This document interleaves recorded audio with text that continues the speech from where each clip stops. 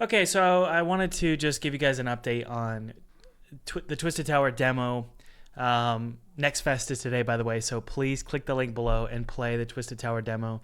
It would mean a lot to me because, hey, more traffic that we can get going to the demo. Hopefully it'll rise to the top of the charts and, hey, we'll have a popular demo. But the cool thing is well, the demo is already popular. In fact, the demo, I think it's at, let's see here, it's currently at 668 reviews, 92% very positive. So I'd say it did pretty good. It did pretty good. And I'm really proud of what's been accomplished here. And honestly, I think that I think I've learned a ton. And I just wanted to share with you in sort of a really candid, chill video how to launch a demo with Next Fest, and how to see it pop off like this. I think these are really good numbers, and everyone I've talked to has said these are really good numbers. I can't pull up Steamworks right now, but I will. I guess let's say this. I'll save to the end how many wish lists or additional wish lists we got because of launching a demo. But and I'll tell you that it's been very positive, and you should definitely do a demo, and you should definitely do it during one of the Next Fests. But I want to give you, I guess, just how I did this and how you can potentially do it too. So there's a lot of steps, and there's honestly, it was a grueling process getting the demo prepared, ready to launch, and then a whole marketing strategy behind getting eyes on the demo. Now, I launched my Brave Boy game demo today, and I launched it without any real marketing at all. And the sole purpose was to honestly get feedback on the game, because I don't even know if this is a good game. We made this on the side. We'll see if it's good. I don't care if it sucks, honestly, and hey. But with Twisted Tower, alternatively, and this was launched last week, with the Twisted Tower demo, completely different approach. A hyper OCD, exhaustive approach to marketing this demo. And so I want to go through the marketing process with you and give you an idea of maybe how you can try and drum up some eyes for your demo as well when you decide to do Next Fest or do a demo. So kind of it's going to be a long-winded video. It's going to be very candid, and I'm just sort of riffing here based on this. I feel like I finished a marathon and I'm catching my breath, but I can sort of give you an idea of what I've done here. Okay. First things first, when it comes to the Twisted Tower demo, I had a brutal demo testing season last year. It was like basically all summer. I was just sending out keys, and then I would send this form here. And people would answer this form, and they would basically just score it 1 out of 10. And then offer any other thoughts or anything like that, or sort of mock Steam reviews. And here's the interesting thing. And this is sort of the first step, I'll say. The interesting thing is the first time I did this, which was early summer, it may have even been April, it was brutal. I got some really bad feedback. It was good in the sense that it helped me. It was bad in the sense that people did not like it. They did not like the demo. And they didn't understand it. They didn't understand where they were. They didn't understand the setting of the game. I hope Gavin, who's the creator of Choo Choo Charles, doesn't mind. He gave the game a 7 out of 10, which I did not like that. I thought that with as much effort and time we've spent on this demo, and as much money, it's been 3 years and hundreds of thousands of dollars on this game, you'd expect to get something a little bit better than that, right? But yeah, multiple people did this. Jason Smith, the creator of Cultic, 7 out of 10. My publisher, they didn't really like it. They thought it was kind of well, you wish that someone would just say it's bad, but they don't say it's bad. They say, I don't get it. That is the hardest. That is the hardest thing to hear, when someone doesn't get it. Now, a lot of you, and including myself, will immediately get the sense of, I need to just throw in the frickin' towel. This is not worth my time. Sunk cost fallacy. You hear that? Sunk cost fallacy, which is the idea is Don't be fooled into thinking that you should spend more money and time on your game or your project just because you're deep in it. Just quit it while you're ahead. That's sunk cost fallacy. But I resisted the temptation to quit, and I kept going. And so I addressed all of these issues, and I found, ironically enough, and we'll talk all about Ken Levine in a second, because there's something that's really cool, and I'll mention it towards the end of this video about Ken Levine. But Ken Levine, the creator of BioShock, and by the way, Twisted Tower is inspired by BioShock. Ken Levine said that it was very similar for his demo, or his testing, and it was actually 2 months before they launched the game. People didn't like the game because, well, the first 5 to 10 minutes of the game didn't make sense, and players were getting lost, and they didn't quite understand what to do. So, yes, the sunk cost fallacy is generally a good rule of thumb, which is just because you're, neck deep in development and you've been doing it for years, it doesn't mean somehow you have to finish it, right? It's okay to quit a game no matter how deep you are into it if you know for certain it sucks, right? However, the alternative to that argument is something like, well, just because you got a ton of feedback that's negative doesn't mean you can't address that stuff pretty quick and actually make an incredible game. And another metaphor people like to use is putting lipstick on a pig. They think that, okay, why should I move forward with creating my game if the demo or the alpha testing sucks? And I'm just getting really bad feedback. Clearly, I have a pig. There's no reason to put lipstick on a pig, right? The problem with that way of thinking is you assume you have a pig, right? You assume that what you have is not very good based on the feedback you've gotten. But the problem is that feedback from players does not necessarily give you a good idea of whether you actually have something good or not. That's the trouble. And yes, I've given advice all the time about it. Look, if players aren't responding to your game, you should probably quit the game.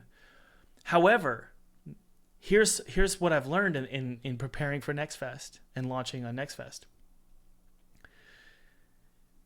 Give yourself 2 weeks to a month to try and resolve the issues. And then that's sort of the ultimate test.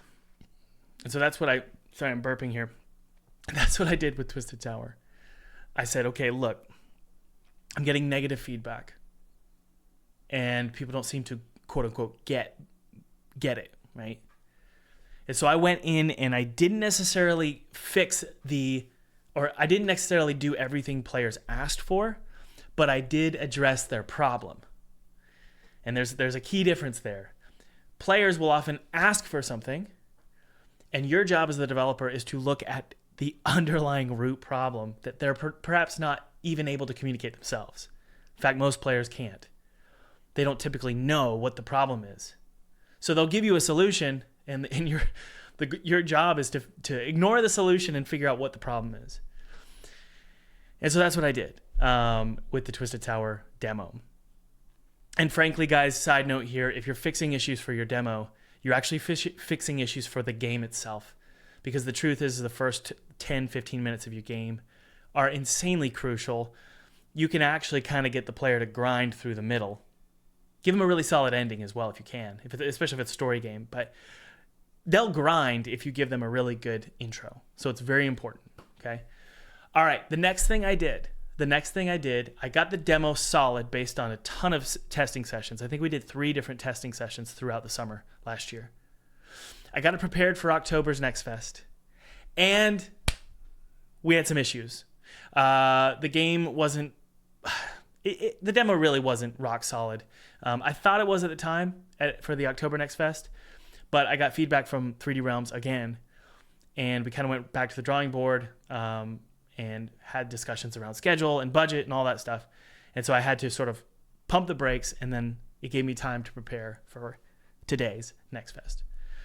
So guys, that's like April 2024 all the way to now, preparing this demo. Now that doesn't mean we weren't also working on the rest of the game.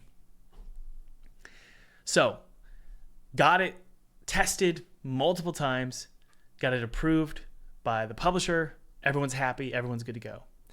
Well, hang on. You don't just launch a demo. You launch marketing material. You launch marketing material alongside it, including the trailer. Okay, so let's jump into really quick the trailer, and also, what you can do to launch a really great trailer. I don't know what I would call this, what the framework is for making a great game trailer. But I definitely learned it from Choo Choo Charles, developer Gavin. So I'm going to shout out Gavin a lot in this video because he's like 10 years younger than me or more, but I would consider him a mentor to a degree. He's very, very, very helpful to me, and he's a marketing genius. So basically, his trailer for Choo Choo Charles, the way that it works is you start with an intense action, and then you drop down and then do story and puzzles and maybe 36 seconds of quiet, and then jump back into the action, and then crescendo, and then end after a minute. Okay, and so that's really what I've done here. I'm not going to show you the whole trailer, but that's really what I've done here with this. Start with big action.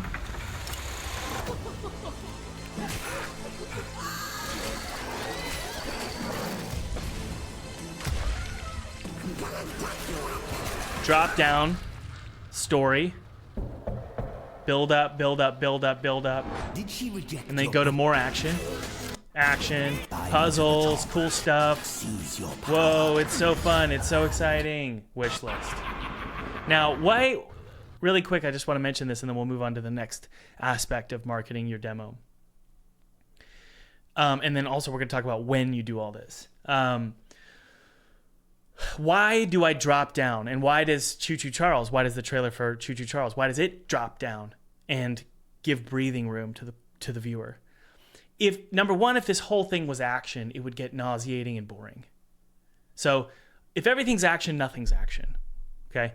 The second thing, though, is the reason we drop down is because, well, we want action at the beginning. It's kind of like, it's hard to explain, but basically, I've seen this happen with some like movie trailers. It's like it starts with intense action and it says movie trailer starting now. I can't remember exactly what happens, but they start with like 10 seconds of just chaos and then it drops down. The reason I'm doing this is because attention is limited in 2025. You've got the TikTok generation. You've got people who just want to get to the point, right? And so the goal is to give them something salty or sugary or sweet at the beginning of a trailer, and then cut down like any other trailer. So it's not that we're dropping down for no reason. We're dropping down as if we're starting a trailer from the 90s or the early 2000s. So these first 10 seconds are, here's something tasty for Gen Z, and then cut down to story. Okay. Now, why do we need to cut down to story? This is something I learned from Zolliver. Zolliver Nelson Jr. He's the creator of Click Holding, is the best game I can think of. And also I Am Your Beast. And I sent the original trailer to Zolliver, and Zolliver was like, hey, and it didn't have this middle part that's story.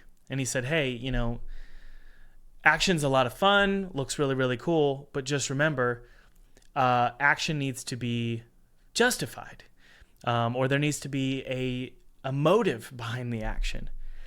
And he didn't say those exact words, but that's essentially what he said. And what I thought to myself was, I was like, what? No, it's not. This isn't the full game. So the players don't care, or the viewers don't care. Now, if they're playing a game, then they need action justified, but not in the trailer. And then I thought to myself, well, why would that be true? Entertainment is entertainment, regardless if it's a minute-long trailer or a full demo, an hour-long demo. And so what I learned was, and this was thanks to Zolliver, is action is 10 times more effective and exciting and fun to watch if you have a motive behind it, right? So if I spend 20 seconds in this trailer giving this motive to the viewer, hey, get the girl, right?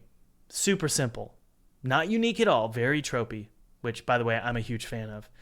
I love classic 90s tropes, 80s tropes. It's my favorite. And I will do them probably till the day I die with my games. But give the player motive, give them a reason. Oh, win treasure beyond measure, impress the girl, get the girl, and back to chaos, right?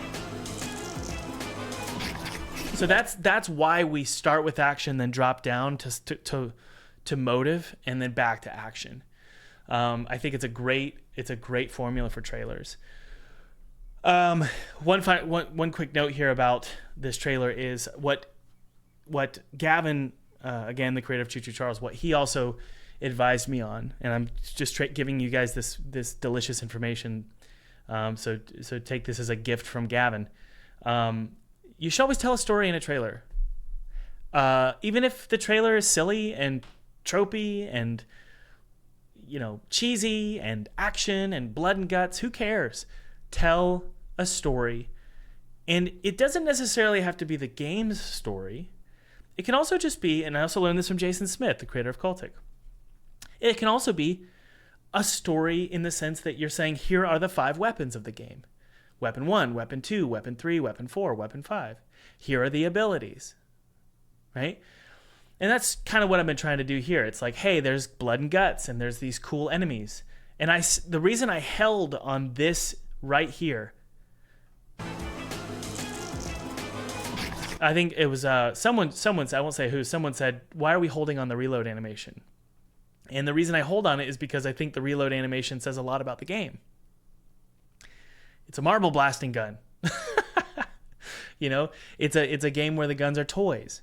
And I think that's a really solid hook for a game. And so the goal is to not only tell the story, like the actual story of the game, but to also say, here are the hooks and here are the tropes.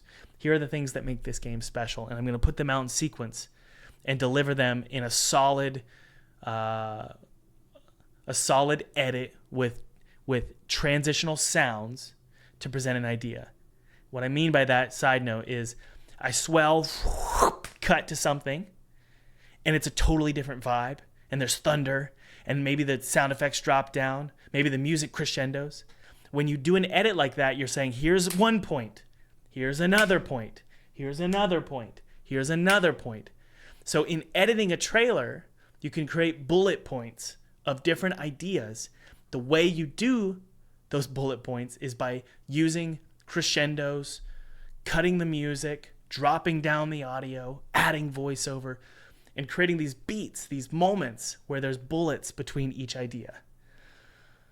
So when did I drop this trailer? I dropped this trailer when the demo launched. However, I didn't launch the demo at Next Fest, which is today. I launched the demo a week ago. I believe it was a week ago.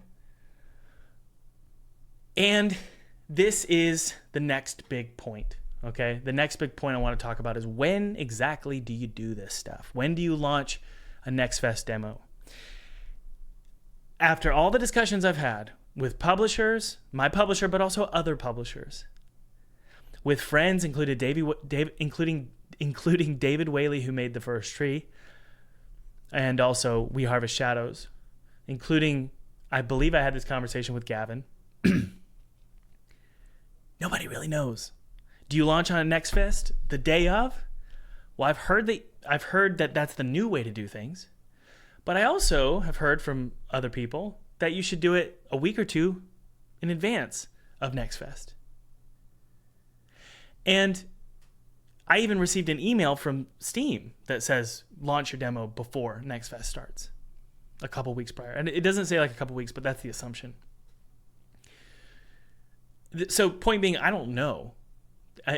I've had conversations with Chris Zukowski even on Discord where he said certain strategies with Next Fest are a mystery. And anyone who says they know exactly what to do here is lying, especially when it comes to timing your launch. So I don't know, but for me, it worked out really well we'll see what the numbers are with Twisted Tower throughout Next Fest. Today's day 1. But leading up to it, I feel like it's a pretty good thing that we have 668 positive scores. Excuse me. Okay. So the question becomes, how did we get so many reviews?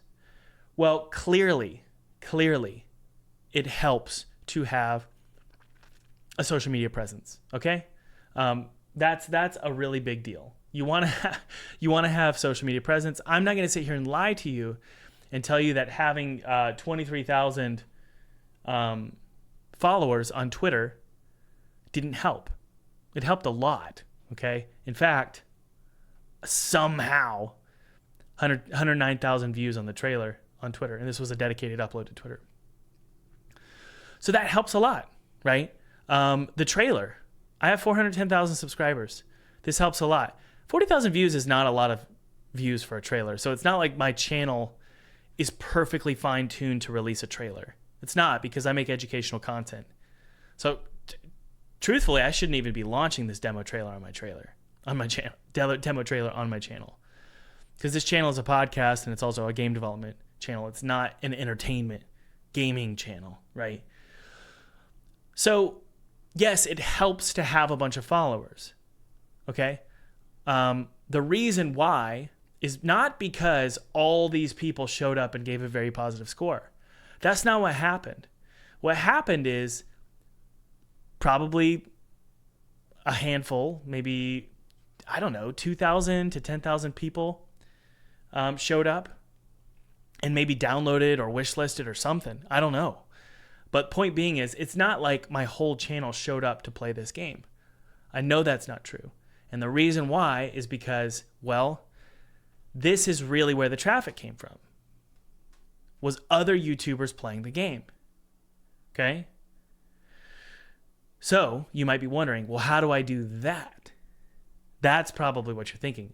Obviously, it's a great idea to have a little initial impulse, or I call it like the kindling. It's like a spark. If you have a big audience on Twitter or YouTube or something, you can spark the fire. But to keep it going, the bellows of the fire is standing on the shoulders of giants. That's really what you can do as well if you don't have an audience. And so that's what this was here.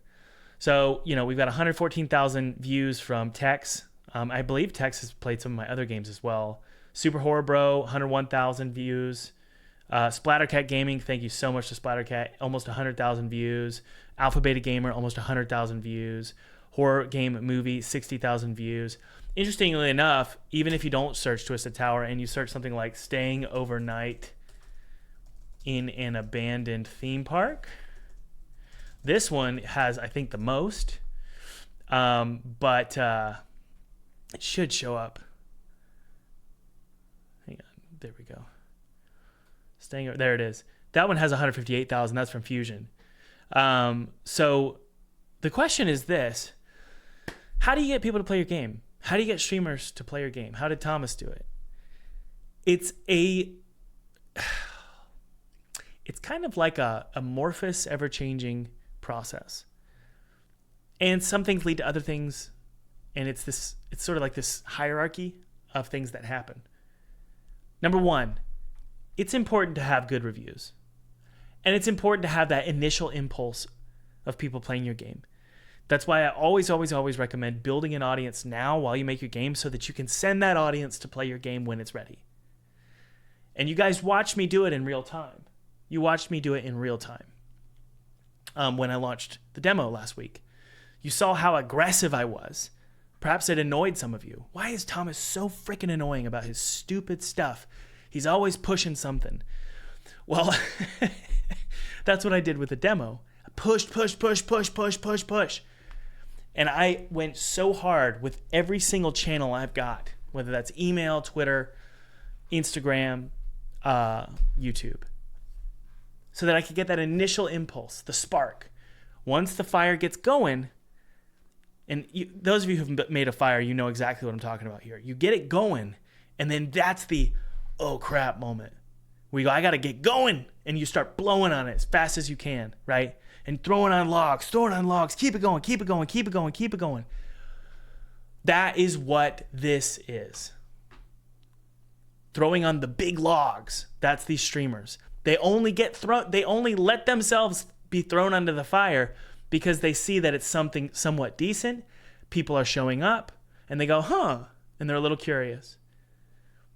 So my initial impulse, I believe it got us to like move onto the trending tab for free games or free demos. And so number one, some streamers like Fusion Z Gamer will show up because they found that game on the tab, on the trending tab on Steam. And that's because of that initial impulse that I created. Other streamers, and I got to be honest with you, I don't know which ones they are, but other streamers showed up because I sent a key to them. Okay? So let's talk about that really quick. This streamer here is an example. Where is she? She did a great job.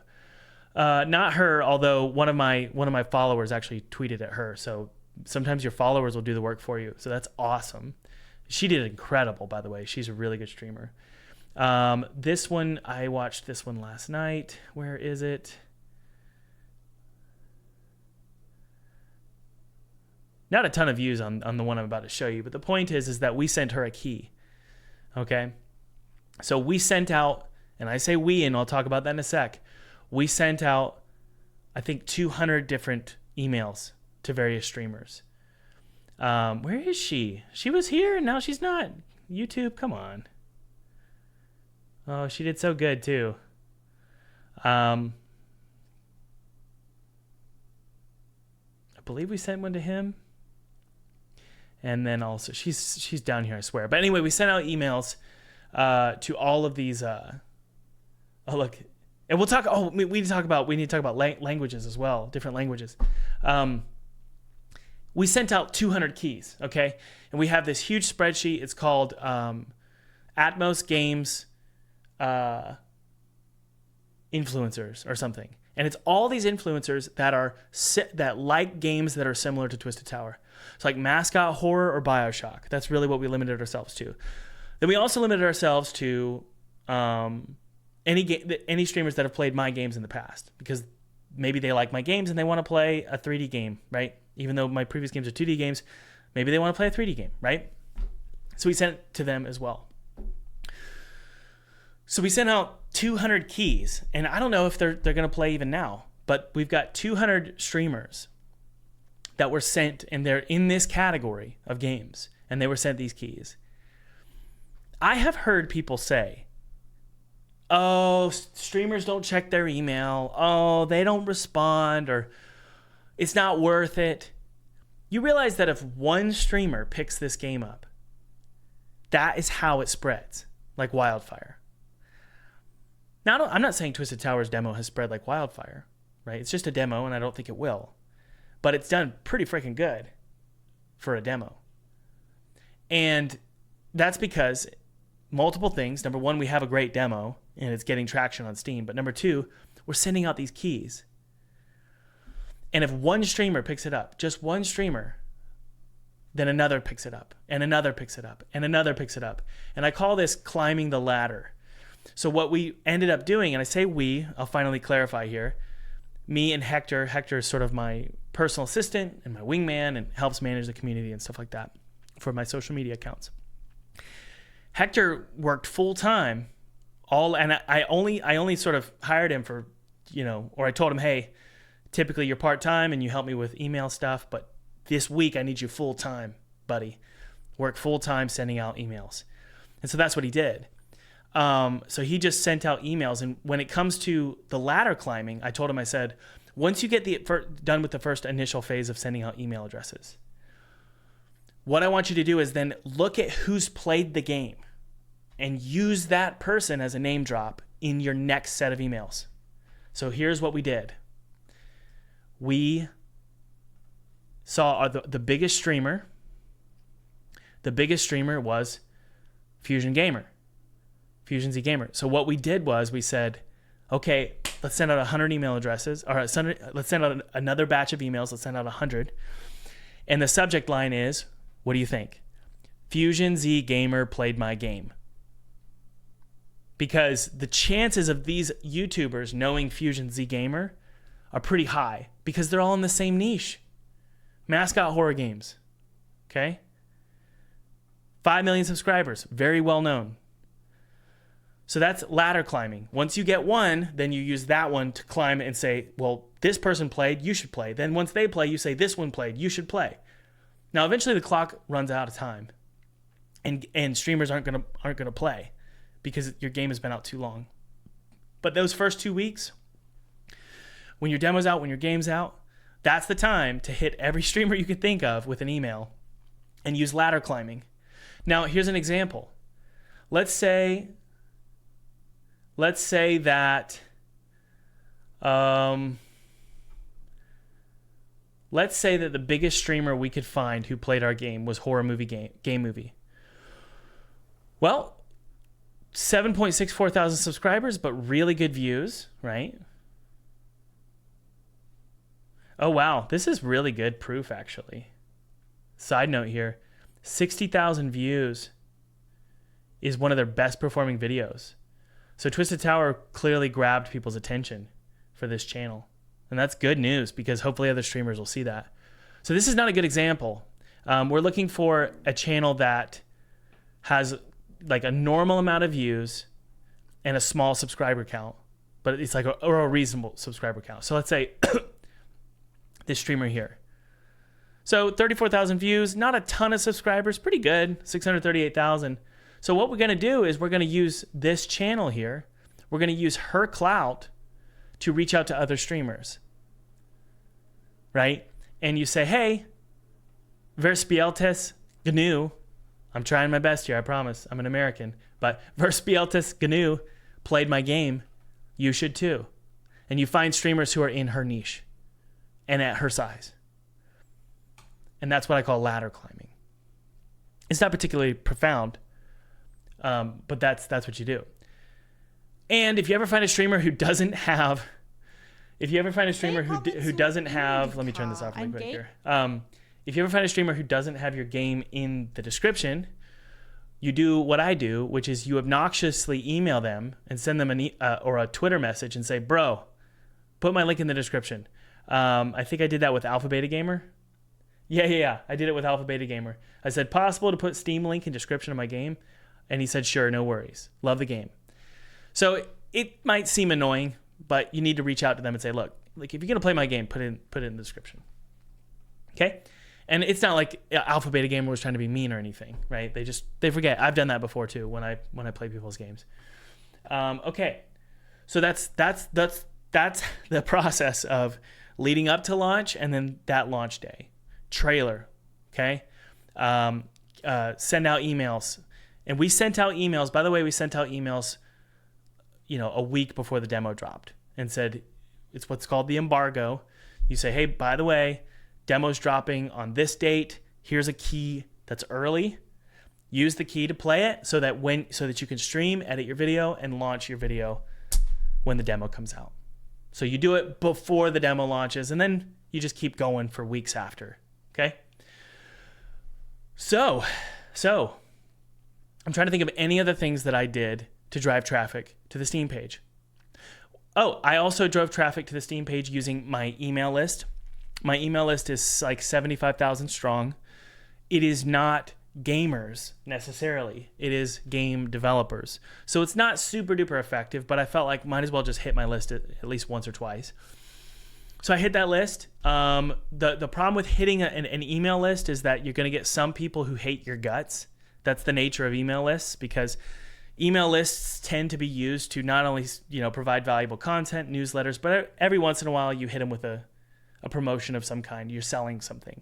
Well, lots of people hate being sold to, so you're going to get a couple people who are disgruntled and they'll play the game and then they'll crap on you in the Steam reviews, and that's just the way it goes. So just know that if you're going to use an email list that is not necessarily relevant for your game, you might get tons of views and plays, but you also might get some people who hate your guts. That's the nature of digital marketing. Okay, so that's how I hit.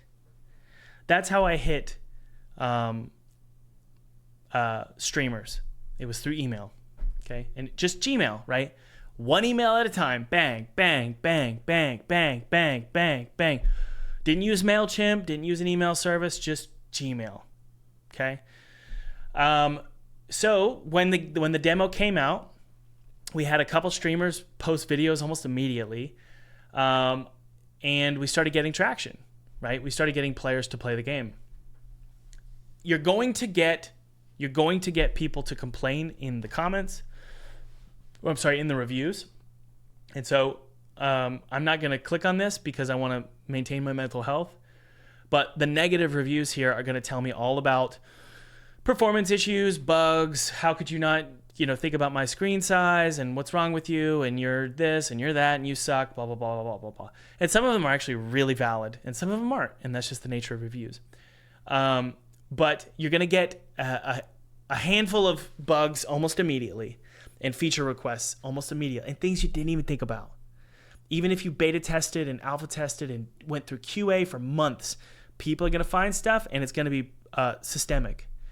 That's just the way it is. That's the nature of games. I had one comment say recently, Thomas, how could you release this? You clearly didn't QA because the mouse movement's weird. And my answer to them is, every single game developer I've ever talked to, even if they QA for months, and believe me, we did. Even if you QA for months, there's still going to be stuff glaring issues that everybody is seeing that you and your team did not see, no matter how hard you tried. So just know that it's okay. You're not a dummy. That's just what happens. Okay? All right. So that's how I built up and prepared for launch. Okay? Couple days after, so the weeks after launching the demo, I could tell you all the cool things that happened and the things that I did. Firstly, I got this set up. This is not my twin. This is somebody named Thomas Brush. I don't know if you know him, but it's being played. Actually, how is this being played? I'm trying to remember. Jonas Tyroller told me about it. Jonas Tyroller said, I'm looking up the Discord message here. It is called Robo Streamer. So Robo Streamer is really cool. And it basically, for free, I'm allowed to just let this thing run. I think it runs for like 105 hours or something. But this just runs and runs and runs. And so just having the developer play it gives it this personal feel. It also kind of communicates that this game is indie. And it I would hate to say this, but I think everybody's thinking it deep down. It's going to skew reviews because people are going to feel like they know you and they're your friend. If they like you and you're likable in the stream, they're going to feel like, oh, I'll be a little bit more forgiving. I will say though, I am fully aware of how bad that can be. You don't want skewed reviews. You want real reviews. And so I was lucky in that I didn't know about this streaming stuff until like 5 days after I launched the demo. 5 days after I launched the demo, we were at I think 400 reviews, and they were all very positive. So this is just sort of a bonus that just, gets people excited about the game, makes them feel like they're aligned with you and your vision, and they feel like they're part of the project, which is really cool. So it's good to have something like this running, and also some kind of call to action here. I think so. That's just my gut says put a call to action there to play the demo. Now, we need to talk about something. We need to talk about, wait a second, Thomas has a demo page, whereas some people don't have demo pages. For example, We Harvest Shadows, you cannot click on the demo page, okay? There's no way to click on the demo page. Let's see if you can find it this way. Okay, you can find, nope, you can't find it. And that's no slight to David Whaley. That's just what he decided to do. For me, I decided, and this was actually terrifying. I decided for some reason, we decided me and my publisher decided, hey, let's have a separate demo page. There's a little secret box on Steamworks. It's in the basic information of your demo.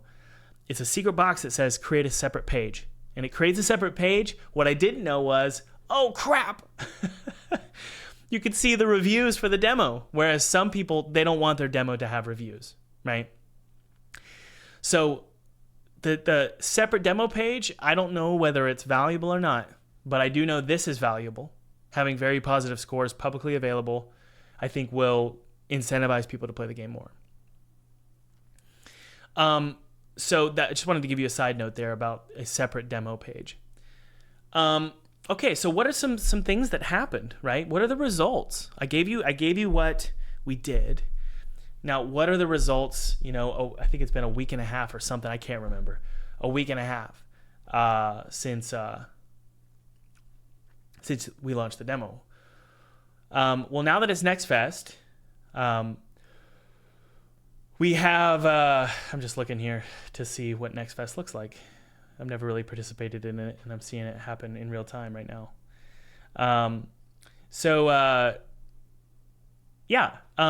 are the results? Well, first off, this article dropped, which was super cool. This is Vice. Twisted Tower mixes BioShock with a carnival attraction, and the demo blew me away. Thank you, Sean. Thank you very much. Really glowing review of Twisted Tower, which was really, really cool. Again, lots of mega streamers played the game with millions of subscribers. They played it, which was really, really cool. This one was wild. Excuse me. One of my biggest fears with Twisted Tower, I can't tell you how many conversations I had with my publisher. Like, how do we distance ourselves from BioShock? And they would always say, well, Thomas, you can't. You're in too deep, buddy. Twisted Tower already looks like BioShock. It plays like BioShock. It's inspired by BioShock. And so Justin, one of the directors at 3D Realms, was like, you just need to lean into it and just say, look, this is a distilled down version of BioShock. It's an homage to BioShock, inspired by BioShock. And everything worked out. Everything worked out for this tweet right here from BioShock's creator, Ken Levine. I just so happened to be able to get Ken Levine on the podcast. And so he knows who I am. And I was surprised to see this. It was funny because I never told him prior to the podcast episode. I never said, hey, look at my game. It's inspired by yours. I mentioned it during the podcast, but he didn't know what I was talking about. He didn't know. He's never seen my games before. At the end of the podcast, he said, hey, by the way, this was after we stopped recording. He said, hey, by the way, what's your game again? And so he looked it up and he said, whoa, this looks really cool. But I didn't really know how he really felt. He was just like, looks cool. And then we ended the call. So ever since that podcast episode, I've been worried. Like, I hope my hero, Ken Levine, isn't like offended that I've created a game that's clearly inspired by his game. And then he tweeted this out, which is just amazing. He said, Thomas is a great guy. The thing is he doesn't know that. He doesn't know that I'm a terrible person, actually. And he said, you should check out the Twisted Tower demo. And that resulted in some articles covering this as well, which was really, really cool. And yeah. So the final result, the big question that I'm sure a lot of you are asking is, look, is Next Fest worth it? Is launching a demo worth it? I have not seen any of the fruit from Next Fest, and maybe I'll give you guys an update on how Next Fest went. But I can give you an update on how preparing for Next Fest went in terms of wishlist numbers. By preparing, I mean launching a demo a week or two prior to Next Fest. I can give you like, okay, is that valuable? I don't know whether this is because it's prior to Next Fest or just because I launched a demo and I did a good job doing it. But we got, what did we add? We're almost at, I think I can't give you the exact numbers, sadly.